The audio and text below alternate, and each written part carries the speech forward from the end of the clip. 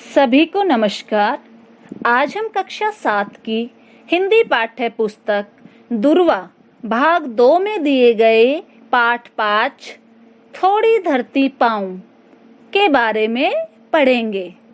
यह एक कविता है और इसको लिखा है सर्वेश्वर दयाल सक्सेना जी ने। सर्वेश्वर दयाल जी आधुनिक साहित्य के महत्वपूर्ण कवियों में से एक हैं। इस कविता के माध्यम से उन्होंने बताया है कि हमें अधिक से अधिक पेड़ पौधे लगाने चाहिए। पेड़ पौधे हमारे जीवन का आधार होते हैं। कविता के माध्यम से कवि ने प्रकृति प्रेम और संवेदनशीलता को व्यक्त करते हुए पेड़ों की अंधाधुंध कटाई पर चिंता प्रकट की है। तो आइए देखते हैं कि उन्होंने इस कविता में क्या कहा है। बहुत दिनों से सोच रहा था थोड़ी धरती पाऊं, उस धरती में बाग बगीचा जो हो सके लगाऊं। तो यहाँ पर कवि बता रहे हैं कि मेरे दिमाग में काफी दिनों से एक विचार आ रहा है कि मैं इस शहर में कहीं थोड़ी सी धरती ले लूं, मुझे कोई थोड़ी सी धरती मिल जाए जिस पर कि मैं अपना बगीचा लगा सकूं। आगे, खिले फूल फल चिड़िया बोले, प्यारी खुशबू डोले, ताजी हवा जलाशय में अपना हर अंग भिगोले। फिर बता रहे हैं कवि कि मैं जब मुझे थोड़ी सी धरती मिल जाएगी तो मैं उसमें अपना बाग बगीचा लगाऊंगा। फिर उसमें तरह तरह के फूल और फल खिलेंगे और बहुत सारे जो पक्षी हैं उनकी चहचहाट से चारों ओर खुशनुमा माहौल होगा। और जलाशय मतलब तालाब की जो ठंडी हवा आएगी उसमें अपने शरीर का हर अंग भिगोने का मन करेगा। लेकिन 1 इंच धरती भी कहीं नहीं मिल पाई, एक पेड़ भी नहीं कहे जो मुझको अपना भाई। कवि ने कहा है कि मैंने काफी जगह घूम घूम कर देख लिया, लेकिन मुझे 1 इंच भी धरती यहाँ नहीं मिल पाई और एक भी पेड़ ऐसा नहीं मिला कि जिसकी छांव में बैठकर मुझे अपनापन महसूस हो सकता है पास तुम्हारे अपने कुछ धरती हो, फूल फलों से लदे बगीचे और अपनी धरती हो। यहाँ कवि बच्चों के माध्यम से हमें समझाने की कोशिश कर रहे हैं। क्या कह रहे हैं कि बच्चों, हो सकता है तुम्हारे पास थोड़ी धरती हो, जहाँ तुम रहते हो वहाँ पर थोड़ा सा खुला माहौल हो, तो अभी देर नहीं हुई, तुम उस पर फूल और फलों से लदे बगीचे में उसको बदल सकते हो। आगे, हो सकता है छोटी सी क्यारी हो, महक रही हो, छोटी सी खेती हो जो फसलों में दहक रही हो।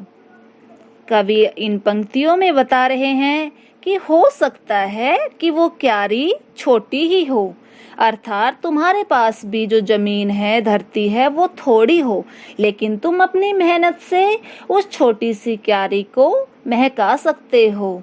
और अगर तुम्हारे पास खेती करने योग्य जगह है तो तुम उसमें फसलों को दहका सकते हो। अर्थात यहाँ दहकने से मतलब है कि जब फसल पक जाती है, जब पीली होके फसल पक जाती है तो वो दूर से हमें आग के समान दहकती हुई नजर आती है। आगे, हो सकता है कहीं शांत चौपाए घूम रहे हो सकता है कहीं सहन में पक्षी झूम रहे हो।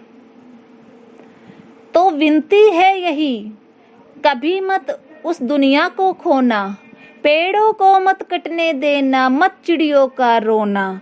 तो यहाँ पर कवि बता रहे हैं कि जहाँ तुम रहते हो, जहाँ तुमने अपना बाग बगीचा बनाया है, तो उसकी हरियाली देखकर वहाँ पर मवेशी भी घूमने आते होंगे। मवेशी मतलब यहाँ पर पशु।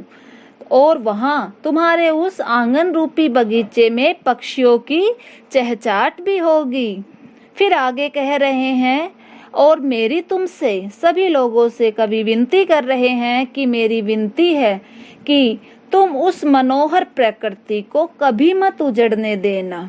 तुम अपने पेड़ों को कभी कटने मत देना, क्योंकि उन पर जीवन यापन करने वाले बहुत सारे पक्षी होते हैं और तुम उन पक्षियों को रोने नहीं दोगे। अर्थात पेड़ों की कटाई रोककर हम अपने पक्षियों का घर बचा सकते हैं। एक एक पत्ती पर हम सब के सपने सोते हैं, शाखें कटने पर वे भोले शिशुओं सा रोते हैं। पेड़ों के संग बढ़ना सीखो, पेड़ों के संग खिलना, पेड़ों के संग संग इतराना, पेड़ों के संग हिलना। कवि कह रहे हैं कि हम जब छोटे से पेड़ को, पौधे को अपने हाथों से लगाते हैं, पानी देते हैं, तो उन पेड़ों का भी कुछ सपना होता है और कुछ हमारे भी सपने होते हैं।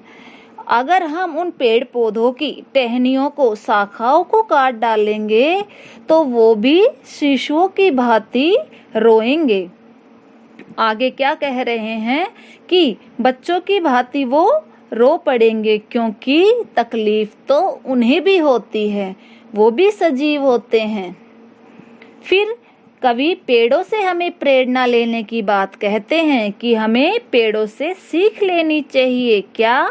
कि हर वातावरण में हमें खुश रहने का प्रयास करना चाहिए, चाहे कितनी ही विपरीत परिस्थितियां आए, लेकिन अपनी जड़ को जमाए रखना है। तो ये इस पंक्ति का यहाँ पर भाव है कि हमें पेड़ों के साथ उनकी हंसी खुशी में हिलना, इतराना, खिलना सीखना चाहिए। आगे, बच्चे और पेड़ दुनिया को हरा भरा रखते हैं, नहीं समझते जो दुष्कर्मों का वे फल चखते हैं। आज सभ्यता वैशी बन पेड़ों को काट रही है, जहर फेफड़ों में भरकर हम सबको बांट रही है। तो इसमें जो कवि है बता रहे हैं कि पेड़ और जो बच्चे हैं वो दुनिया को हरा भरा रखते हैं। कैसे? पेड़ धरती को हरा भरा रखते हैं अपनी हरियाली से, और बच्चे रखते हैं पूरे घर को किससे? अपनी रौनक से पूरे घर को समृद्ध कर देते हैं। आगे क्या कह रहे हैं कि जो लोग पेड़ों की अहमियत को नहीं समझते कि पेड़ हमारे लिए क्यों जरूरी है, तो फिर उन्हें घातक परिणाम भुगतना पड़ेगा।